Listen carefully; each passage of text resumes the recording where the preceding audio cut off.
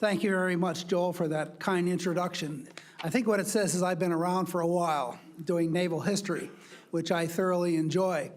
How many of you have seen Ken Burns' documentary on the Vietnam War?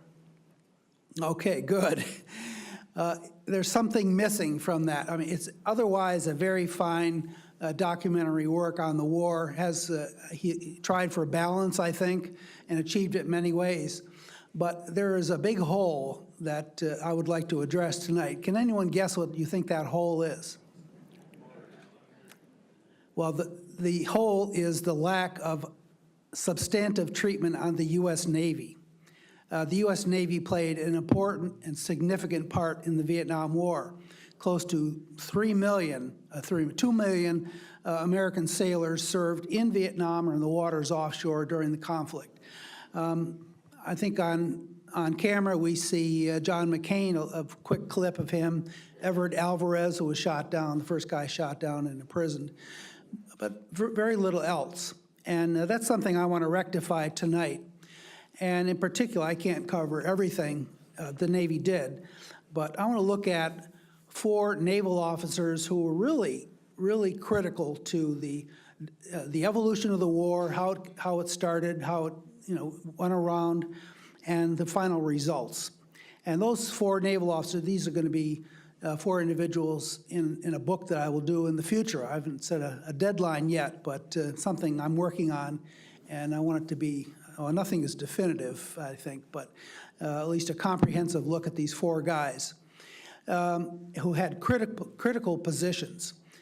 Harry Felt was Commander-in-Chief Pacific from 1958 to 1964, and that's in charge of all U.S. military in the Pacific. Something like 100,000 soldiers, sailors, airmen, and Marines, hundreds of ships, and thousands of aircraft, so it's a big responsibility. The next is Admiral Ulysses S. Grant, and he was a relative of the Civil War general, Sharp, USG Sharp, who was the successor to Felt as CINCPAC. And he served from 1964 to 68. And he was really the guy who was running the air war against North Vietnam, the Rolling Thunder campaign against North Vietnam. The next figure is Thomas H. Moore. And more than any other top-ranking naval officer, Admiral Moore, Tom Moore, was there from the beginning to the end. He started out as commander of the 7th Fleet. It's been in the news of late, not in a good way, I might say. But he was there as commander of 7th Fleet in '63. He went on to head the Pacific Fleet, the next step up. He then went off and ultimately became head of the Navy, the chief of naval operations. And finally, he was chairman of the Joint Chiefs of Staff under President Nixon. Significant person throughout this war.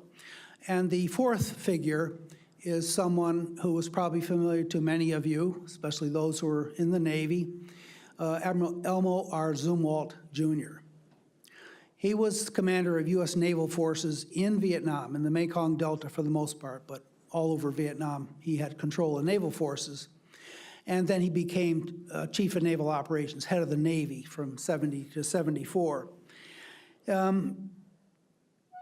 These individuals, and this goes back to, and what I'm going to address tonight is the relationship between the military and the civilians during the Vietnam War. Those of you there who remember the Korean War remember that you had a big fight between President Truman and General MacArthur. MacArthur, the hero of Bataan and in the Incheon landing, he was a towering figure of American military history. Well, he got into a fracas with the president, who fired him because he was insubordinate. He was saying things that were against U.S. foreign policy. And so that was a big crisis in civil-military relations. And as you know, from the beginning of the Republic, civilians have always led the military. The President, the Secretary of Defense, and the service secretaries are always civilians. So that was a crisis at that time. One of the things I want to address tonight is, was there a similar crisis during the Vietnam War, in particular with these 4 naval officers? Admiral Felt and Admiral Sharp share many similarities. They were both Naval Academy graduates from the 1920s. They were highly decorated for combat actions in World War II. They were fervent anti-communists. Of course, many Americans were fervent anti-communists at that point, as some still are. They were similar in other ways, too. Felt was very short, but sometimes people have a Napoleon complex, and he had sort of a Napoleon complex. He was pugnacious. It was rumored that he bit admirals' heads off for lunch. He was no one to mess with. Admiral Sharp was a little bit more cerebral, but he still was a tough cookie as well. So they were very tough guys. The strategy at the time, if you remember back in the 1950s, you had what was called the massive retaliation strategy, that if the Soviet Union or any other country attacked the United States, we would nuke them back into the Stone Age. There wasn't much in between. At the late 60s, you had General Ridgway and General Maxwell Taylor coming out with something called flexible response. In other words, if you have an attack by the Soviet Union in the United States, you respond in kind, nuclear. But what if you have some small group attacks another small group? Are you going to nuke that village? I mean, it just didn't make sense. They said you have to proportion your response to what the threat is, flexible response. And that was picked up by the Kennedy administration. President Kennedy was enamored with that. He read General Taylor's book on that, and he said, oh, this makes a lot of sense. Everybody thought it made a lot of sense because it got to the point where the leaders recognized you can't use nuclear weapons. I mean, it's still with us. You take that step and you're into a whole different ballgame. So they adopted flexible response. Now, what do you do with Vietnam? Okay, you don't have armies crossing the border. You don't have a nuclear attack. You've got guerrillas in a village. You've got some people sneaking in from North Vietnam. How do you respond to this insurgency? As we all know, the answer was counterinsurgency. Green Berets, John Wayne, Navy SEALs, winning the hearts and minds, things of that sort. And that's how you respond to it. You try to win the people's support for their government.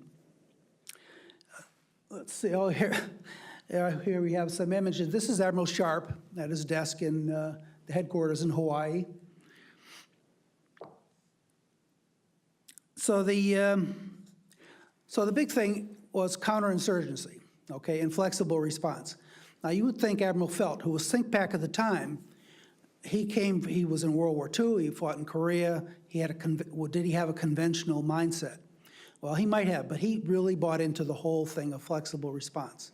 He really believed that this made sense. He was fully supportive of Green Beret actions and SEAL actions, digging wells for the Vietnamese population, things of that sort.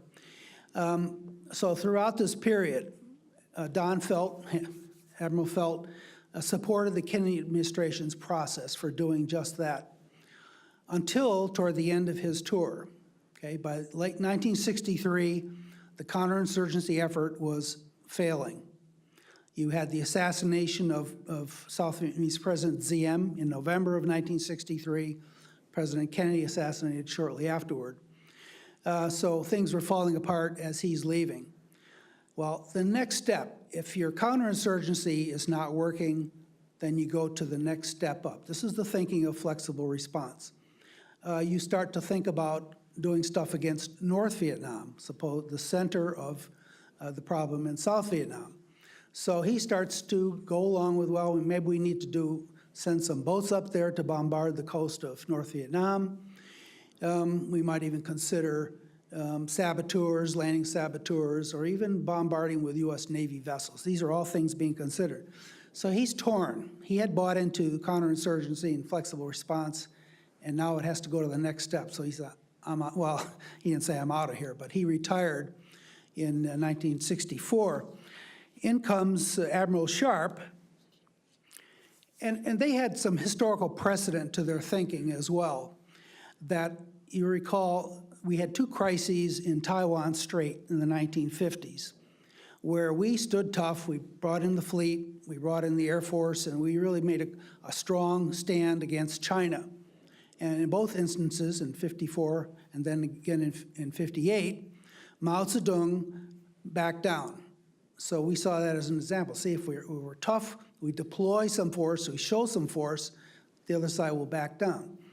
The other example was the Cuban Missile Crisis of 1962. Again, President Kennedy said, well, what do we do? I mean, he had military advisors saying, we need to invade Cuba, we need to bomb them back into the Stone Age. And he said, someone came up with, well, why don't we just try to quarantine the island? We can't call it a blockade because that's an active war. So he put in the quarantine. So without firing a shot, U.S. naval and military power got the Soviet Union to back down. So those two examples were in the minds of these guys. We just have to show some resolve, deploy some forces, and we'll scare them back. So that was the next step. One of the things that Felt did not want to do was to introduce U.S. ground troops to South Vietnam. I'll read a quote, and this I think very prescient. He said he was against the deployment of U.S. troops, which would, quote, ignite charges of white colonialism throughout the world, prompt communist countermeasures on a like scale, and result in a long-term deployment. Well, that's actually what happened. So he was against deploying any ground troops, and then he left, of course. Well, Ole Sharp, he took the next step, which was to increase the pressure on North Vietnam, graduated pressure, okay? Again, unlike Curtis LeMay, who literally said, bomb them back into the stone, literally just leveled North Vietnam, Ole Sharp, that was his nickname, said, no, we don't need to do that, okay? He really proposed exactly what McNamara and Johnson are later criticized for, that they did things incrementally. They do a little bombing, increase a little more bombing, you know, and sooner or later, Uncle Ho Chi Minh would cry uncle. As we know, Uncle Ho never cried uncle, but that was the approach. And even though Curtis LeMay and Marine General Wallace, who was on the Joint Chiefs, Wallace Green, I'm sorry, proposed really hard actions against North Vietnam, Sharp came out as sort of a, I don't want to call him a temporizer, but he was like the middle ground, and he fell right in with the Johnson administration and their approach to the war. Let's not cause too much attention to the war from the American people, because we want to get our domestic program through. And so Ole Sharp really went with that. He actually developed some of the approaches that were later criticized. The turning point, however, came in early 1965, and the bombing is just getting started. But Ole Sharp said, we have to now continue that bombardment pressure on North Vietnam. Well, Secretary of Defense Robert Strange McNamara had already decided it's not going to work. Well, he was one of the architects of the policy, and yet he's already saying, it's not working, let's do something else. And both he and President Johnson said, well, this is not working, so let's go to the next step. Let's land troops in South Vietnam. That's a whole different ball of wax. Sharp continually, he continued to say we need to continue the bombing campaign and make it tougher. But he was just nipping away at the edges. It got to the point by late 1968, when his term was up as CINCPAC, that he was persona non grata at the White House. Lyndon Johnson referred to him on several occasions as that man. He was not liked by Johnson, liked even less by McNamara, because he kept hammering away, give me more targets, let me introduce more bombing and take other actions. But they were still half measures. At no point did Ole Sharp say we need all-out war against North Vietnam. Tom Moore, but the irony here is something that, and I wanted to make the point tonight, both Felt and Sharp were part and parcel of the Johnson-McNamara policy of how they go about fighting the war. And in retirement, they came out and said the military got stabbed in the back, in essence. Ole Sharp did a book called Strategy for Defeat. There we go. And that's basically, that was the thesis of his book, that if the military had been given free rein, they could have won the war. Well, that was not the case. They were never calling for full-out attack on North Vietnam.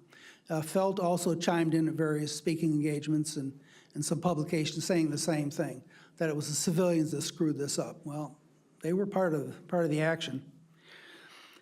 Thomas Moore, he was a hardliner in many ways, conservative politically and socially, and he was for the same sorts of things that both Felt and Sharp are calling for early in the war.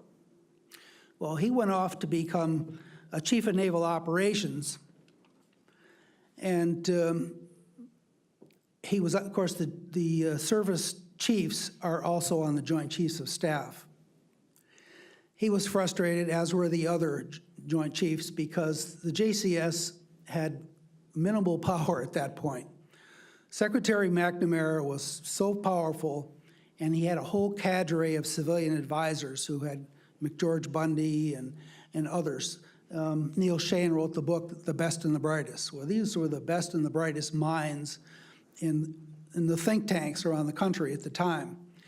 And they disdained the military. They kept the military at arm's length. They didn't think they had smarts, frankly.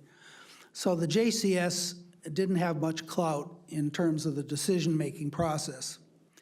As a matter of fact, not until October of 1967 did Lyndon Johnson invite the chairman of the Joint Chiefs of Staff to attend every Tuesday. They had a meeting. It's called the Tuesday Lunch Club. They'd gather for lunch and they'd pick targets to be bombed in North Vietnam. And not until October 67 was a military guy there for their input. So he felt, Moore felt frustrated that the military was not being listened to, and very frustrated. They all felt the same way. He went on to become chairman of the Joint Chiefs of Staff. And in that position, in complete opposite, he then had a lot of power because President Nixon trusted him more than any other military advisor. You had President Nixon, you had Henry Kissinger, his national security advisor and later Secretary of State, and Admiral Moore. And they all got together and did all the things in the Nixon administration that we will talk about. And Nixon trusted Moore, and Moore, again, he didn't call for all-out bombardment against North Vietnam. Just a little aside here about the issue. Lyndon Johnson and McNamara were scared to death that if they did anything that might bring in China, they didn't want to do that. And they remembered the example of the Korean War, where China did come in and gave our troops a tough time. This was in October, November of 1950. Drove our troops all the way south. We had to fight back several times. And so that example of the Chinese intervention in Korea, McNamara said, and Johnson said, oh, we don't want to do that. So he wouldn't let our planes attack anywhere near the Chinese border. We had rings around Haiphong and Hanoi that couldn't be attacked. Of course, the enemy put all their good stuff in there. But the irony is this, that in Korea, before the Chinese intervention, they had no involvement in North Korea. This was a Russian sphere of influence. When the Chinese came in, it was like out of the blue. The same thing was not present in Southeast Asia. The Chinese intervention had already taken place. From 1954, that's back in the French Indochina War, from that point on, China poured in millions of dollars worth of military equipment, economic assistance, political assistance. They recognized the Hanoi regime right away. So the point I'm making here is China had already invested heavily in North Vietnam's survival. They were not about to give that up. So our thinking was out of date. There was no intervention coming, it was already there. And during the Vietnam War, some 320,000 Chinese troops served in North Vietnam. They manned anti-aircraft guns, they repaired the railroads that we were bombing, the bridges that we were bombing, and freed up just that many North Vietnamese troops to go south and fight our guys. So that was something that really dawned on me. And another thing, too, that goes into this whole mindset about the Vietnam War at the beginning. All Americans, everyone in the military and civilian establishment, went against Sun Tzu. He was a famous Chinese strategist. Sun Tzu's recommendation was know yourself and know your enemy. Well, we thought we were 10 feet tall. We'd won every war we'd been in. Korea ended up to our benefit, we think. And the enemy, what enemy were we talking about? We didn't really think about the Chinese other than this intervention thing. But we thought the North Vietnamese were just a bunch of peasants running around with straw hats.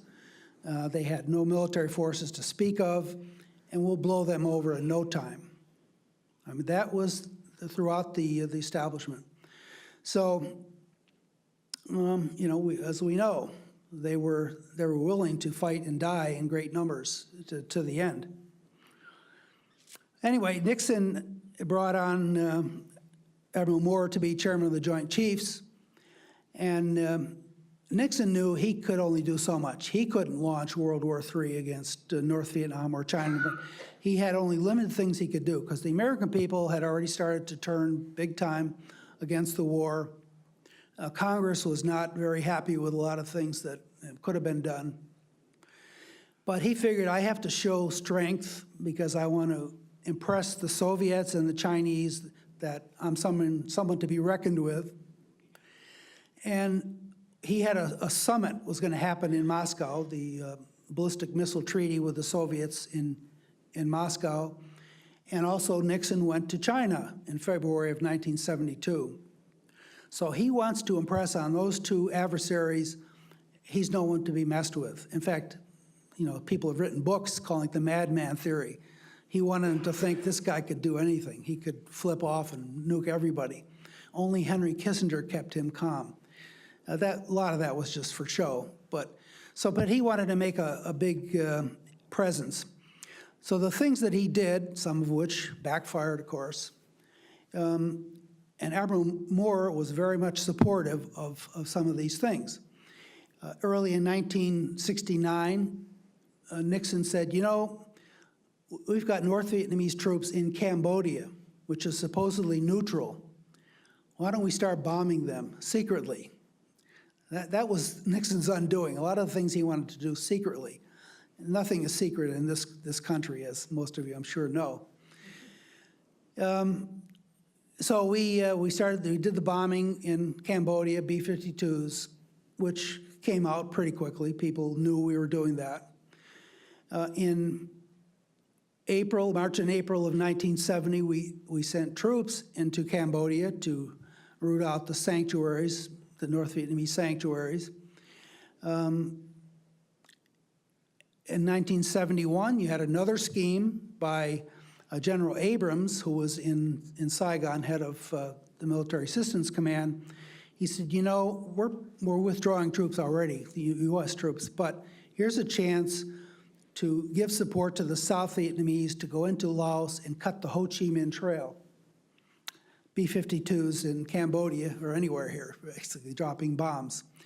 Cut the Ho Chi Minh Trail from North to South Vietnam in Laos. It's called Lam Son 719. So in going the cream of the crop of the South Vietnamese Armed Forces into Laos in February of 1971. Another reason, other than cutting the trail, was to show that the program of turning the war over to the South Vietnamese military, a test really to see if this would work. How good were they? Had they come along? Were they using our equipment to the best effect? The answer was not something they liked. The South Vietnamese went in, their leadership was fairly inept. The North Vietnamese responded very quickly and heavily and pretty much forced the South Vietnamese to go back to South Vietnam, licking their wounds. Unfortunately, a lot of Americans who were flying fixed-wing aircraft and helicopters paid with their lives for that support. So that was, I don't want to call it a fiasco, but it was not an A+ result for the Vietnamisation program. Another thing that Thomas Moore supported was the Vietnamization program, that we could actually turn the war over to the Vietnamese and we can get out of there and they can continue the fight. He bought that, but of course Tom Moore was in Washington and he was listening to General Abrams, he was listening to others. Secretary of Defense Laird, he was after McNamara, was the proponent for Vietnamization. He really believed, oh, we could do this, we could turn it over to them, we can get out. But it was more politically motivated than strategically motivated. He was, I think, a representative from Wisconsin, right across the lake here. And Laird was political, and he just wanted us out of there, period. Okay, that was his bottom line. And so he kind of overhyped Vietnamization, that it would work. He was also thinking about the Defense Department budget, which he thought was really taking a hit from the war. It was. But those were his top priorities. He and Moore and Nixon fought over these issues. In fact, it got to the point where Laird had lost all credibility with President Nixon. And rather than deal with the Secretary of Defense, Nixon was dealing with Admiral Moore, which is sort of jumping the chain of command, going behind the back of the Secretary of Defense. Moore did that. He wasn't happy. He said he was caught between rock and a hard place, but his loyalties were to the president primarily. So it was not a happy mix there. The other things that Tom Moore was involved in, the Easter Offensive. The enemy launched a massive invasion of South Vietnam in 1972. Kristen, if we could have that image. I think it's the map with the arrows. Here we go. 3 separate places where the North Vietnamese, and these are not guerrillas running around with straw hats and black pajamas. These are North Vietnamese Army troops with tanks, artillery, long-range artillery, and anti-aircraft weapons. It was a modern, conventional invasion to test whether the South Vietnamese Vietnamization program had progressed enough. Well, it had progressed to the point where the South Vietnamese fought hard in each of these areas and actually held the day. But it would not have been done without U.S. air power. The Air Force went in big time, B-52s, tactical air. The Navy had 6 aircraft carriers off North Vietnam, who also bombed in the south. So it was a close run thing, but the enemy was beaten in South Vietnam by this dogged defense and by the air power. So there was still some thought, well, maybe Vietnamization could work if we give it a little bit more time. Another test was that same year, 72. Once we had stopped the invasion of the South, Nixon said, all right, well, they have abrogated agreements we had with them dating back to Lyndon Johnson's time. They've abrogated those agreements. They violated those agreements at every turn. So we're now going to reintroduce the bombing campaign. This was called Linebacker. And we hit North Vietnam. The U.S. military had learned a lot in the intervening years between 1968 and 1972. You brought in Tom Cruise. He changed everything with the air war. He went to Top Gun school. And Top Gun school was set up really in response to the previous unsatisfactory air war activity. And the Top Gun school turned out some very high-functioning naval aviators. And in 1972, they shot down lots of, the ratio was 12 to 1 in 1972, where it had been 2 to 1 earlier. So a definite improvement. And at one point in October of 1972, Henry Kissinger thought he had peace at hand, and he made that statement to the press. We have peace at hand. Peace is at hand. Unfortunately, peace was not at hand. The South Vietnamese said, wait a minute, we don't like this agreement. And then President Nixon said, parts of it I don't like either. And the North Vietnamese said, we don't like parts of it. It fell apart. So what do you do now? Nixon had stopped the bombing, and it looked like the other side was just going to hang on. So he said, okay, now I'm going for broke. And again, to impress the Soviets, that was the big thing here, and the Chinese. So he tells Tom Moore, okay, we're going to do Linebacker 2, sometimes called the Christmas bombing. And he unleashes the entire B-52 fleet against targets around Hanoi, Haiphong. I mean, almost everything was open for bombing. And we lost B-52s until I figured out some better tactics, and we stopped losing so many. And it had the desired effect. Now, it did not win the war. You had Admiral Moore later saying, see, we could have won the war if we'd done this through. The situation was totally different in 1972. You had the Soviets and the Chinese who had enough. They were ready to back away from this conflict.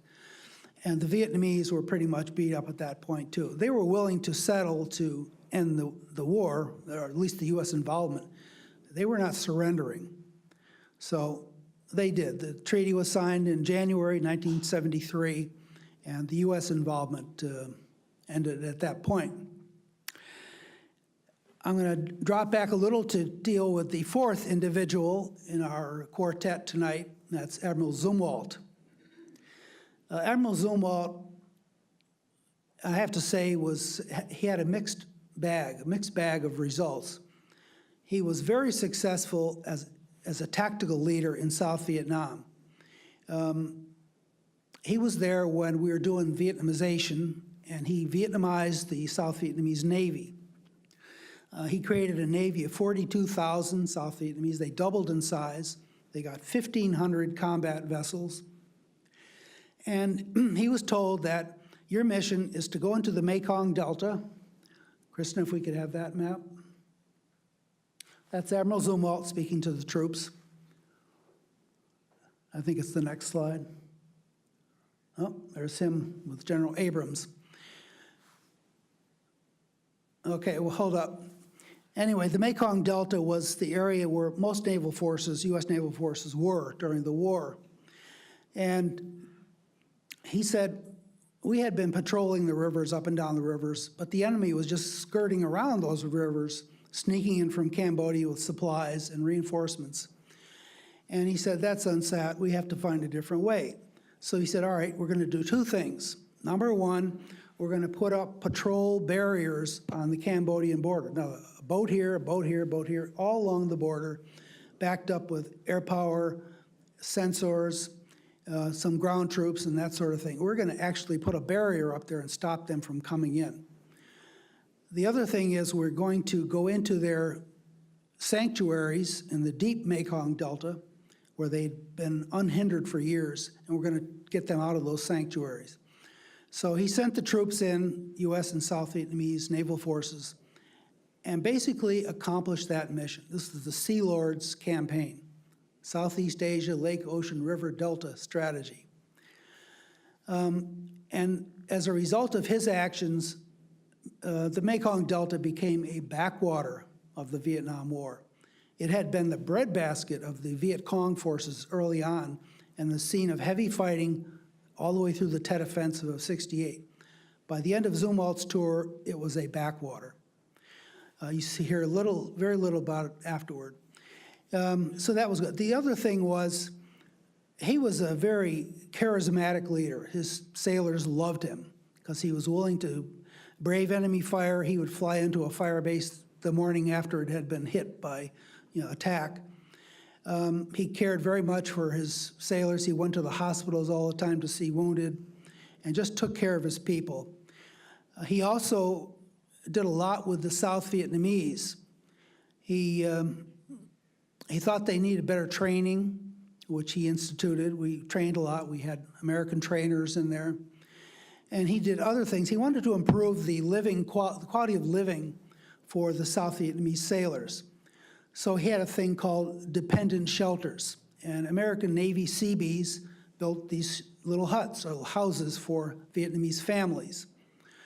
There was another thing called the Pigs and Chickens campaign, where he had the South Vietnamese buy chickens and pigs and have like their own little domestic industries on every Navy base.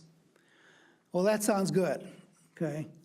But things didn't always work out as planned. When they were first done, everybody thought, oh, this is great. He really has the South Vietnamese in mind, and he did. Problem is, it was Americans thinking about what's good for South Vietnamese. In terms of the dependent shelters, and a lot of the Vietnamese families of sailors lived in town, okay? Here they are brought out to these bases. The wife couldn't make money on the outside, commercial money, to supplement her husband's income. All their friends and family are out there in the community. They go to the bases, they're shelled and mortared and under attack. And one of the big things was, in town they had flush toilets, or toilets that were, accessible. They go out to these dependent shelters, and they're shown a 55-gallon drum cut in half that they say you can do your business in these drums and then just pour some fuel on it and burn it up. Like everyone who's been in Vietnam remembers the smell of that activity. Two problems here. Number one, who's going to do that? We hired Vietnamese to do the burning of the excrement. The Vietnamese families would have to do that burning, which they didn't like, number one. Number two, they didn't have money for fuel to put into these things. So that didn't work out very well.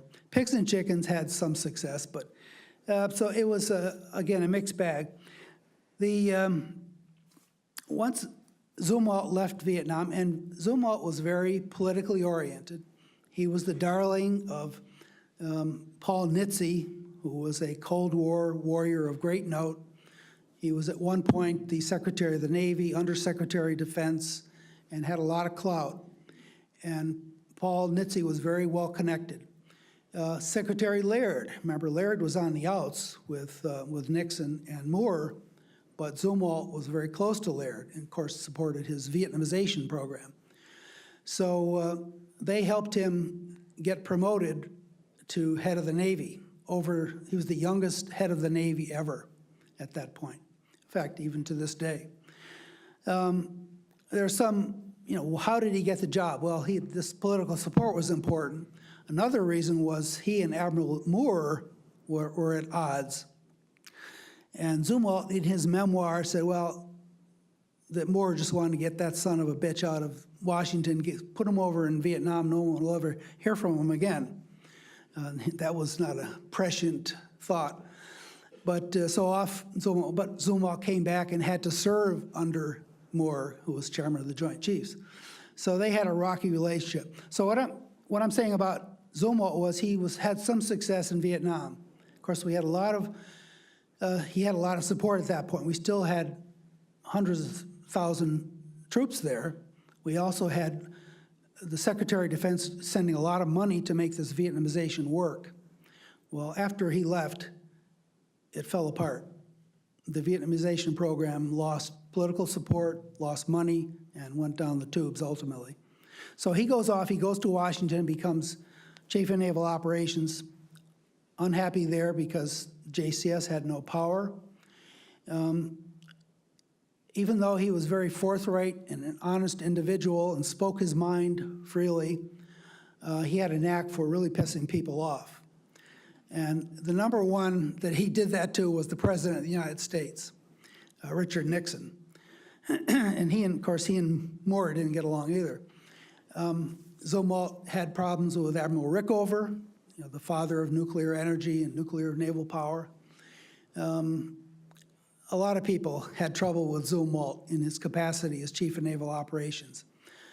He went to Congress a number of times in hearings and said, the Soviets are going to win the next war, and he was trying to make a point the Navy needs more dollars to build more ships. But the way it came out was, we're second best, and that didn't sit well with a lot of people.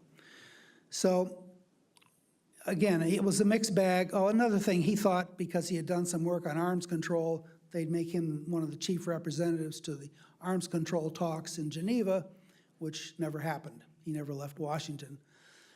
So that was sort of an unhappy result for him.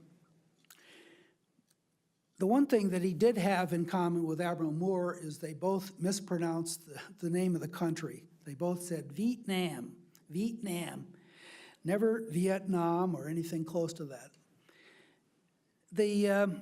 Another thing that set Moore and Zumwalt apart was the fact that Zumwalt had become one of the first guys to do systems analysis. That's the first computerization of Defense Department activity. And Moore had no use for that. He said that systems analysts were similar to car repossessors. He didn't have a high regard for that activity. So anyway, these four, but getting back to my earlier discussion, there was no Truman-MacArthur controversy in the Vietnam War. There was a lot of dissatisfaction among the military about how the war was being run, how the civilians were directing things, but no one was prepared to resign. They thought they would be better serving the country by staying in office. And despite the grumbling, they carried through. They tried to adapt to the situation. They tried at first to be part of the development of the strategy. When it wasn't working, they carped about it and they said things to improve it, but they really didn't say, stop, this is not working. So civil-military relations survived that rough time and, as we know, improved afterward. So that the civilians and the military were all in on the Vietnam War for good or ill. And that's the point I wanted to make, one of the points, that there was no stab in the back. The military was part of the whole process. And I look forward to your questions. Thank you.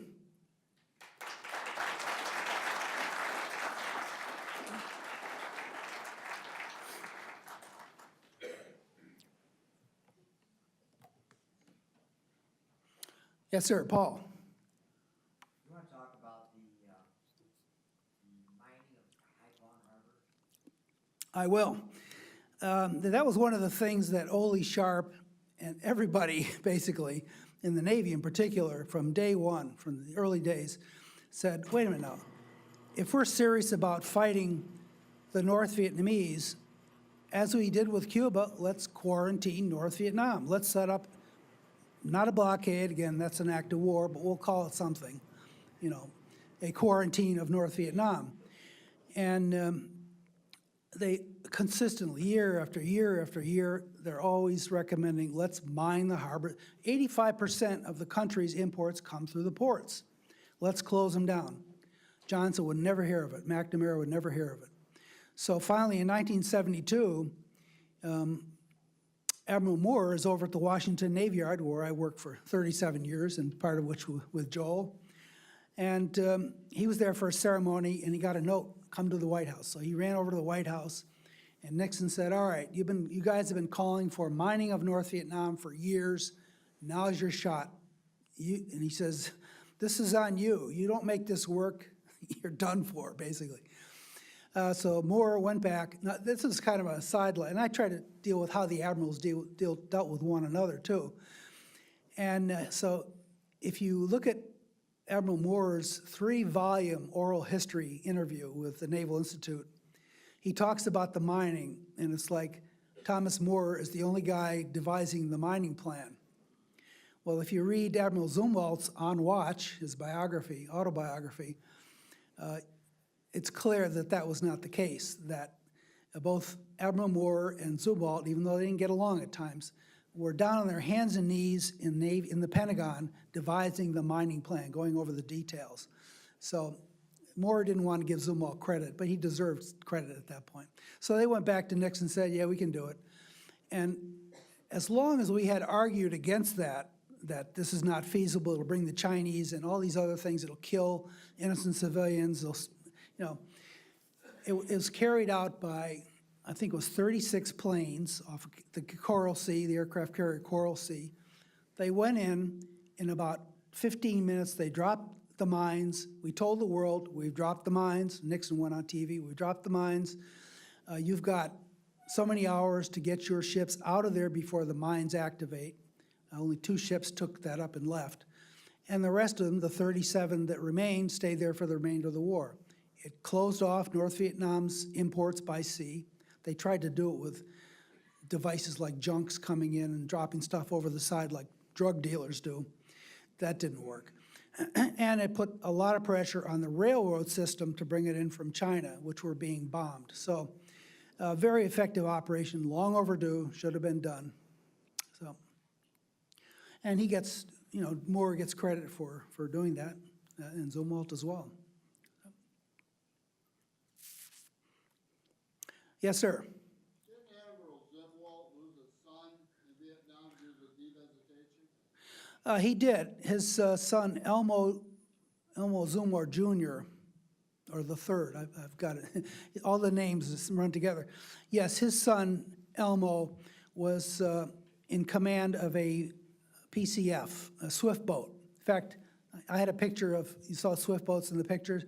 I want to, just a little aside before I answer your question. That first boat was manned, the officer in charge was Senator Kerry. You remember the swift boat business during the campaign? Well, that was Kerry's boat up ahead in that canal. But so his son Elmo was again in charge of one of the PCFs, and he had been on the coastal patrol beforehand. He got a medal for that. He was wounded. He then went down to the Mekong Delta to the PCFs, the swift boats, and he was in some action. Now, he got a Silver Star. I think he got another Purple Heart. But he was only in Vietnam for 4 months. So the people that later didn't like his activity, anti-war activities in Washington, said, here was the guy who got there 4 months, you know, and then he ships out. He didn't do the whole year like the rest of us. My view is, I guess I have 2 views about it. He was in combat. He did earn those medals as far as I know. So he deserves some credit. But I didn't like the fact that he came back here and said stuff that was not complimentary or, in fact, accurate, I think. So, but that's a political view. Yes, sir.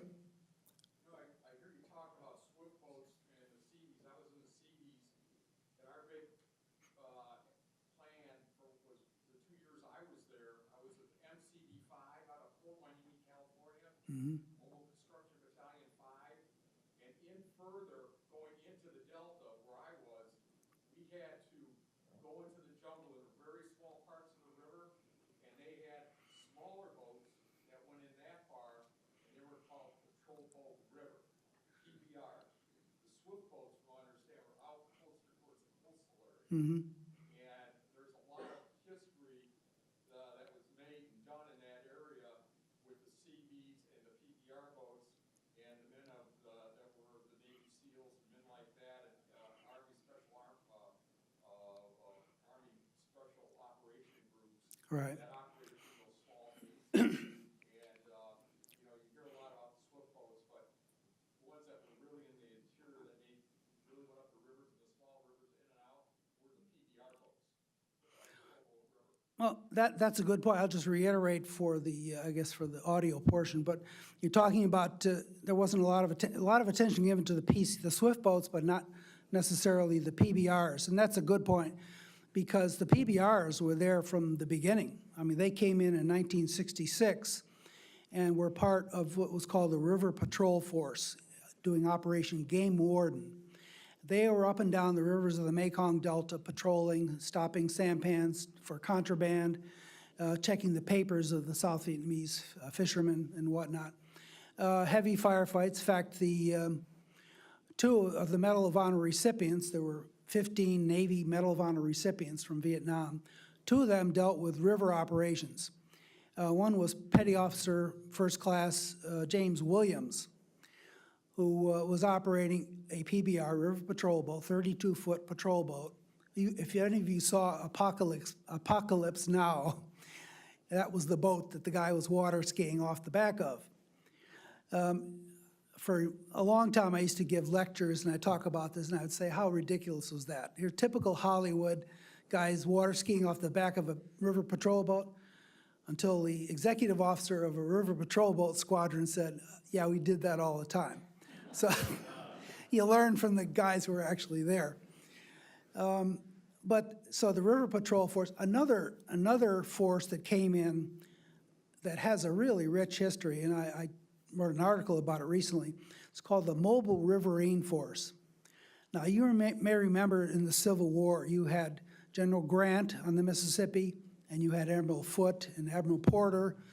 The two of them worked hand in glove and really cleared the Mississippi River for the Union. This was an attempt to do something similar in the Mekong Delta. We'll have a naval force of some ships and some landing craft that were armored and heavily armed, and working with Army troops from the 9th Infantry Division. We're going to go out there and kick butt. They weren't here to win hearts and minds. They were out there to corner South Viet Cong main force units and destroy them. That was their mission. And they did. They were very mobile. They could go like 1,000 kilometers in a very short period of time. During the Tet Offensive of 1968, many of the population centers in the Mekong Delta were overrun by the Viet Cong. And the Mobile Riverine Force, the Army and the Navy working together, had to go back in and retake those population centers. Very bloody work and destructive work. In fact, many of you have maybe heard about the Army major who said, we had to destroy this town to save it, which seems like, that's contradictory. But that was in essence what they had to do. The Viet Cong had moved in and controlled all the major buildings. How do you get them out, or do you get them out? Do you leave them there and they've won that city? You lose the war. You had to get them out of there, and it was very destructive. But and that town was Ben Tre, where he made that comment. But after the fighting, which was bloody on both sides and civilians got killed, the South Vietnamese retook it over, and from then to the very end of the war, that was a government-held place. So the Mobile Riverine Force fought very well during the Tet Offensive, but neither the Navy nor the Army leadership liked that thing because it was hybrid. It was Army and Navy together. That's almost sinful. So it got very little support. General Westmoreland, who was before Abrams, was its big proponent. Well, when he left, went to Washington, Abrams came in, and Abrams said, I don't need this bunch of guys running around on boats. It's not Army-like. So they went away. The first division to leave Vietnam was the 9th Infantry Division for that reason. So, but anyway, but they fought hard and well. So you had the PBRs, them, and they parceled the boats out to the other forces. Then the swift boats, who had been on the coastal patrol, another major operation that gets very little credit, but was a success. We had North Vietnamese trawlers coming down, steel-hulled trawlers, in the early days, delivering munitions right to the doorstep of the Viet Cong. All they had to do was go to the beach, pick the stuff up, and they're armed. Well, we instituted this coastal patrol with the Coast Guard. And the Coast Guard doesn't get mentioned in Ken Burns' thing either. And they set up this coastal patrol with airplanes and ships and boats. And by the end of the war, had pretty much stoppered that whole thing. The North Vietnamese said, this is not working out. They put all their money on the Ho Chi Minh Trail, which of course did work out. But the Coastal Patrol, so they had an excess of these swift boats. From the Coastal Patrol, they said, Zumwalt said, let's put them into the rivers, which they did, as far inland as they could go. So, but the PBRs deserve a lot of credit. They were there from the beginning and did some hard fighting. One more question. Yes, ma'am. What was the extent of the naval action in Vietnam other than the river patrols? How many ships were in the 7th Fleet? What planes? We're going to talk about the naval action, and what all was the naval action besides the river patrol? That's the major bulk. Okay, well, In Vietnam itself, you had the Coastal Patrol, which I mentioned, the River Patrol. You had Seabees who were there, and I think 50 Seabees paid with their lives in Vietnam. You had naval advisors. In fact, I had another picture here that I should have pointed out. He was the first naval officer killed in South Vietnam. Dale Meyercourt was an advisor trying to get the South Vietnamese Navy up to snuff. So we had advisors, we had the naval support activities in Da Nang and in Saigon, supplied all naval and marine forces in those particular areas. So big job. Oh, well, over time, I would say probably 25 carriers put in at one time or another. But the most at any one time was 6 during 1972. Usually you had 3 or 4, okay? And 3 would be online bombing North Vietnam. The 4th would be in Subic Bay, giving the troops, the sailors a break, getting rearmed and coming back. So that was a long-term effort. Another thing that doesn't get mentioned but really should, and that is the logistic effort. Here you've got 500,000 American service people in Vietnam for 10 years. That's far away, Vietnam from the United States. How do you keep them supported? How do you keep them on the continent of Asia fighting this war? We had a massive logistic effort to get that done. They never ran out of bullets. They never ran out of fuel. It was a prodigious effort. And I should mention that if you want to get more details about the Navy in Vietnam, go to the Naval History and Heritage Command website. I just finished this year a 9-booklet series commemorating the Navy in the Vietnam War. And the book that's coming out next spring doesn't include all of them, but it has the logistic effort, it has the Navy medicine in Vietnam, because remember, Marines have corpsmen, Navy corpsmen as their medics. Also the doctors are Navy people. You had 438 Navy nurses who operated on the 2 hospital ships, the USS Sanctuary and the USS Repose. So it was, at one point we had 45,000 naval personnel in Vietnam. That doesn't even count those who were offshore. Oh, other things the Navy did, in answer to your question. We had the 7th Fleet landing Marines. There were 71 Marine landings, amphibious landings during the war that the Navy helped carry out. And gunfire support.